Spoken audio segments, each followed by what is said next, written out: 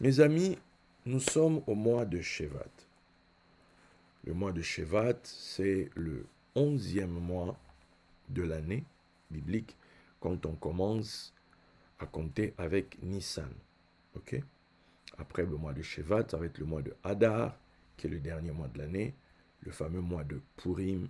Ok? Et après, on va revenir à Nissan. Voilà. Donc, ça, c'est quand c'est l'année normale. Mais quand on a une année avec deux Hadar, hein, pour récupérer, bon, en bolismique, là, on a deux Hadar. On a Hadar 1 et Hadar 2. Mais, voilà. Aujourd'hui, nous en sommes à parler de Shevat. On pose les bases rapidement parce que nous sommes la nouvelle lune. Et nous le savons que à chaque nouvelle lune, on célèbre la royauté de David parce qu'elle se renouvelle, elle ne périt pas. Le règne continue. Donc c'est lié à la lune. Ok? Donc, et nous savons que David, son nom, c'est valeur numérique 14. On sait que 14, c'est le temps qu'il faut à la lune montante pour arriver à la pleine lune, le 15e jour, jour de fête. Et après, il faut 14 jours encore pour descendre. Ok? Donc, ce qu'il y a de bien, c'est que le cycle est perpétuel, il ne s'arrête pas. Nous étions à Tevet, que nous avons terminé. À l'époque de l'ère du bélier,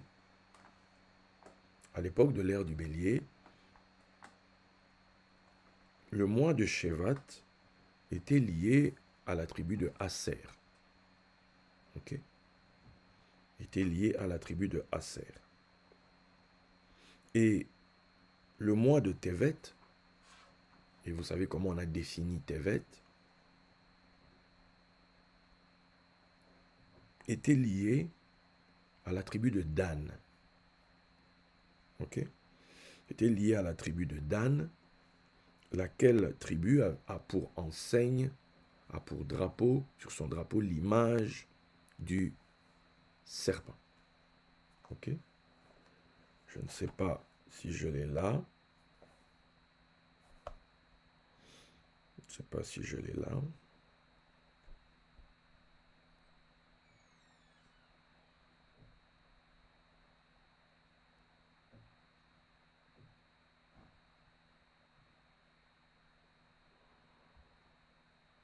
Est-ce que j'ai pu la récupérer ici?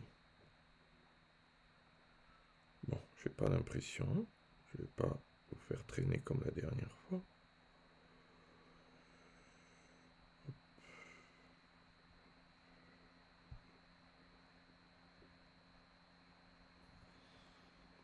Est-ce que je l'ai là?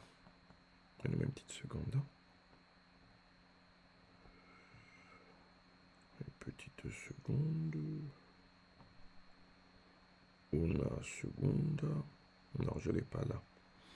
Je ne pourrais pas vous la montrer par ici. Je ne pourrais pas vous la montrer comme ça. Bon, c'est pas grave. Donc, c'est la tribu qui a pour enseigne le serpent. Mais il se fait quoi? Il se fait que il y a eu précession des équinoxes qui fait qu'il y a un déplacement. Ce qui fait que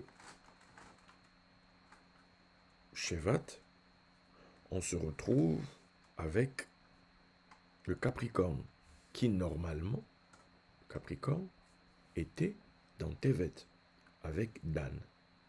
Ok? Mais maintenant, c'est pas le cas. Shevat se retrouve avec le Capricorne. Normalement, à l'époque, Shevat était avec le Verseau. Ok? Voilà. Maintenant, il faut savoir ceci, rapidement, concernant les fameuses enseignes, les drapeaux. Les tribus de Juda, Issachar et Zabulon se reconnaissent, sont à l'est, et leur enseigne globale, c'est l'image d'un lion. Ok? C'est l'image d'un lion. Après, on a les tribus de Ruben, Siméon et Gad, qui sont au sud. Leur enseigne l'image, c'est l'image d'un homme. Après, on a les tribus d'Éphraïm, Manassé et Benjamin, qui sont à l'ouest. Leur enseigne l'image, c'est un bœuf. Ok? Et puis on a les tribus de Dan, Aser et Nephtali, qui sont au nord. Et l'image globale, c'est un serpent. Ok? Maintenant, nous, quand on lit dans la Bible, là, ça vous fait penser aux 4 êtres vivants. Ok? Ok? Dans les 4 de chaque côté qui englobent. Donc, au nord, c'est le serpent. Ok? Au nord, c'est le serpent. Parce qu'à l'époque, au niveau de l'étoile polaire, c'était le dragon. Ok? Donc, mais aujourd'hui, qu'est-ce qu'on dit? On nous présente, on nous dit, voilà, les 4 vivants, on va nous parler de l'aigle. Ok? On va nous parler de l'aigle ou du scorpion. Mais, parce qu'on dit c'est le scorpion qui est devenu aigle, mais en réalité, c'est le serpent qui est derrière. Donc, dans les 4 êtres vivants qui sont sur le trône, là, vous voyez l'aigle. Derrière, c'est le serpent. Ça, ce sont les vieux textes, tels que c'est écrit dans les textes éthiopiens, des Coptes, okay, où on explique les choses. Donc,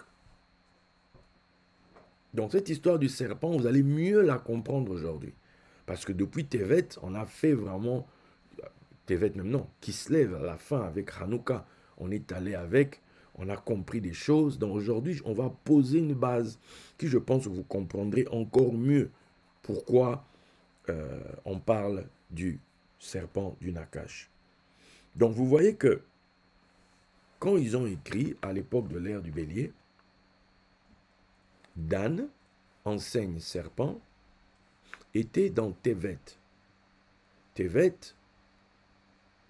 on l'a expliqué, maison du serpent. Ok? Parce qu'il y a tête, le tête c'est un serpent, et puis le bête là qui est lié à bat, qui est lié à maison ou bien qui est lié à fille. Ok? Bien. Maintenant, le signe actuel dans lequel on est, qui commence, c'est le Capricorne. Capricorne, ça cache dedans la corne de la chèvre, ok? La puissance de l'abondance. Pourquoi? Parce que en hébreu, le signe s'appelle Gedi. Quand tu écris Gedi, ce sont les mêmes lettres qu'on peut aussi épeler Gadi. Tu vois, ce sont les mêmes lettres en fait, mais on les lit différemment selon les points. Donc, Gedi, c'est aussi, on peut aussi lire Gadi. Donc, il s'agit de ma fortune. Ok? Il s'agit de la Gadi, ma fortune. Mais c'est aussi chèvre. Ok? Voilà. N'oublions pas que l'abondance de Jacob passait par la chèvre. Bien. Maintenant, le mois de Shevat. Ce mot Shevat tire son origine, bon, il y a une origine araméenne, Shavtu, qui signifie pluie. Ok? Et puis il y a une origine akkadienne, Sabatu. On peut finir par Sabata. Sabata, c'est plutôt Chilouba, qui parle de chaussures. Bisabata. Bisabata, c'est les chaussures, au pluriel. Hein? Voilà. Donc, Sabatu, c'est plutôt coup. Coup, c'est lié à quoi? C'est lié aux fortes pluies de la saison. Coup, fouet, lié aux fortes pluies de la saison. Ça, c'est en akkadien. Ok? Coup, se référant aux fortes pluies. Bien. La particularité de Shevat, c'est qu'on va aboutir le 15 Toubi Shevat, c'est le 15 Shevat. Le 15 Shevat, c'est lié à quoi? C'est lié au nouvel an des arbres. Ok? Ça, je ne vais pas toucher ça maintenant, on va garder ça pour après. Toujours Shevat. Donc, on vient de voir que dans ce nom, il y a la dimension, il y a l'histoire de la pluie. Puisque n'oublions pas qu'à l'époque, c'était le verseau. On déverse les eaux d'en haut. Maintenant, Shevat, les 3 lettres, dans la tradition, quelqu'un a dit que c'est Shenishma Betzorot Tovot. Ok? Shenishma Betzorot Tovot, qui peut être traduit par puissions-nous être bénis de pouvoir partager de bonnes nouvelles. Betzorot Tovot sont des bonnes nouvelles. Ok? Des bonnes nouvelles. Et puis, chez Vaseru, Betzorot Tovot encore, que lors de ce mois soit transmise de bonnes nouvelles. Donc, c'est un mois qui est propice aux bonnes nouvelles. C'est un mois où on s'attend à ce qu'il y ait des bonnes nouvelles. C'est le mois où on dit que Moshe s'est levé pour parler au peuple, pour faire les reproches, bref, pour laisser les dernières choses qu'il a dites. Il a commencé ça à Shevat, parce que il a commencé ça à Shevat et il va mourir, je pense, le 7 Adar, un mois après. Quoi d'autre que je peux vous dire comme ça par rapport à Shevat? Voilà. À Shevat aussi, c'est à Shevat qu'ont commencé les 10 plaies d'Égypte. Ça a commencé à Shevat. Ok? Bien. Ceci étant dit, ayant posé ses bases, revenons à Shevat lui-même, comment ça s'écrit. Déjà, on le retrouve une fois dans la Bible, dans Zacharie 1,7. C'est dans Zacharie 1,7 qu'on retrouve Shevat. Donc, vous allez lire là-bas, vous allez voir où ce mot est écrit. Bon, apparemment, c'est la seule fois où c'est écrit. Et c'est écrit avec un shin. Donc, quand nous, quand on lit comme ça, tu peux penser que c'est un chet. Bon, mais c'est écrit dans la Torah avec dans le Tanakh avec un shin. Ça nous donne quoi? Ça nous donne shin, bet et tête. Shin, bet et tête, ça nous ramène forcément à Shebet. Shebet dont on a parlé là pendant le mois de Tevet. Shebet, c'est le sceptre. Ok? C'est le sceptre qui est utilisé par le roi. C'est le sceptre que le roi tend. Le sceptre que le roi Assuérus tend à Esther et qu'Esther touche. C'est le sceptre du roi. Ok? Donc là, c'est juste écrit différemment. Donc, on pourrait dire que Shevat, c'est le mois du sceptre. Ok? On pourrait dire ça aussi, que c'est le mois du sceptre. Ok? Voilà. Et nous savons que dans Shebet, on a la racine chouve, ok, qui est la base de chouve, revenir, retourner. Hein? C'est sur ça qu'on construit Teshuvah, faire Teshuvah, la repentance, le retournement, revenir. De quoi? Du tête ici, du serpent. Ok? Ça dit que le serpent change. Le serpent, entre guillemets, se convertit, si on peut parler comme ça. Voilà. Donc, ceci étant dit, maintenant, essayons d'avancer. On voit donc que Shevat, c'est quelque part une suite. Ok? C'est une suite de quoi? De Tevet.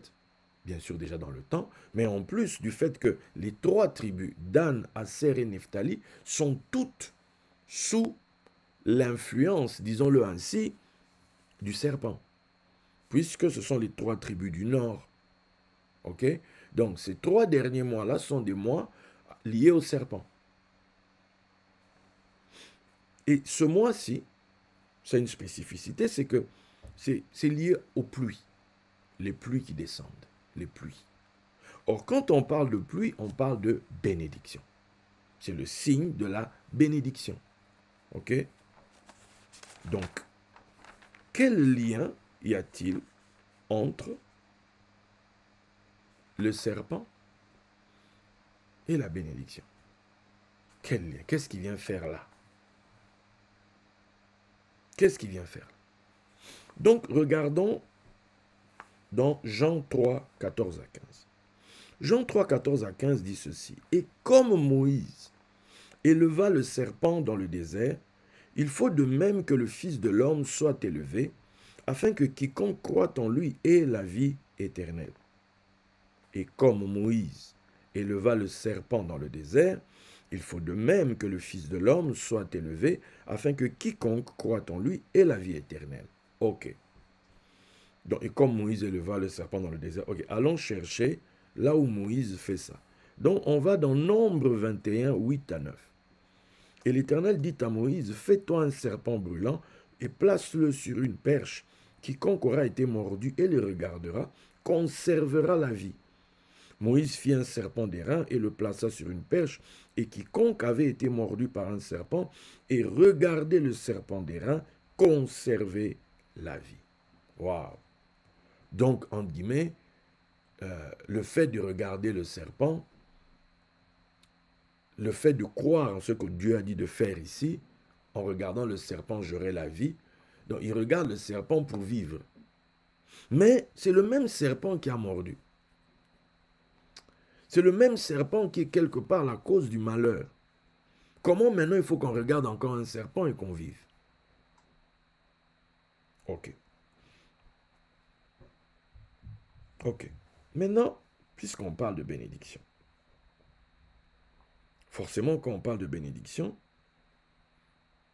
quand on lit Galates 3:13, on nous dira là-bas, Christ nous a rachetés de la malédiction de la loi, étant devenu malédiction pour nous, car il est écrit, maudit quiconque est pendu au bois. Tout ça afin que la bénédiction d'Abraham ait pour nous son accomplissement et que nous ressuscions par la foi l'esprit qui avait été promis. Waouh! Donc on voit ici, là on parle de bénédiction, forcément, on parle aussi de la malédiction. Maintenant, essayons de voir, vous savez que je vous ai déjà expliqué que selon la Torah, hein, dans le concept de la Torah, la bénédiction est incarnée par Abraham. D'ailleurs, le texte de Galates, on vient de voir, on nous dit la bénédiction d'Abraham. La bénédiction d'Abraham, il faudrait lire Galates 3, 13 à 14. Ok? Mais est-ce Abraham le premier à avoir été béni? Non. D'abord, Adam a été béni. On sait comment l'histoire s'est terminée. Après, Noé a été béni. On sait aussi comment l'histoire, voilà. Et celui qui, entre guillemets, maîtrise, en qui la bénédiction se stabilise, si on peut dire, c'est Abraham. Ok? Donc, Abraham incarne désormais l'idée, la pensée de la bénédiction dans l'Écriture, dans la Torah.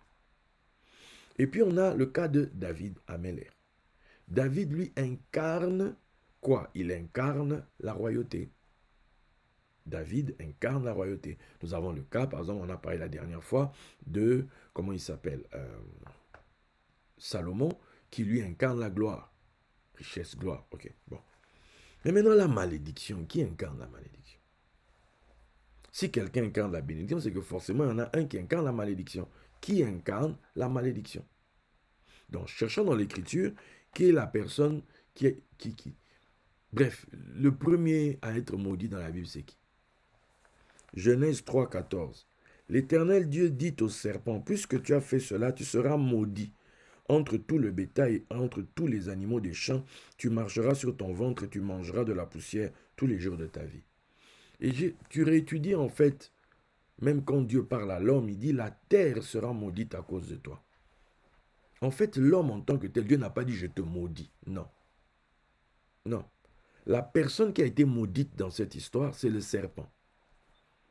La femme, on dit, je vais augmenter ta grossesse, tout ça, et puis on lui dit, ta postérité écrasera. Donc, on voit bien que, voilà. Mais la personne qui est maudite dans le texte de Genèse, c'est le serpent. Ce qui fait que le serpent est le premier maudit. Donc, quelque part, c'est le premier, il incarne désormais la malédiction. Donc, tu verras que quand on parle déjà serpent, les gens tremblent. C'est quoi cette histoire? Et puis, ils ont mis dans leur l'image pour l'année. DJA André, il tend un serpent. On lui avait dit ces histoires-là, c'est pas clair, etc. Ok. On se calme. Retenez donc que la malédiction est incarnée. Le symbole désormais de la malédiction, c'est le serpent.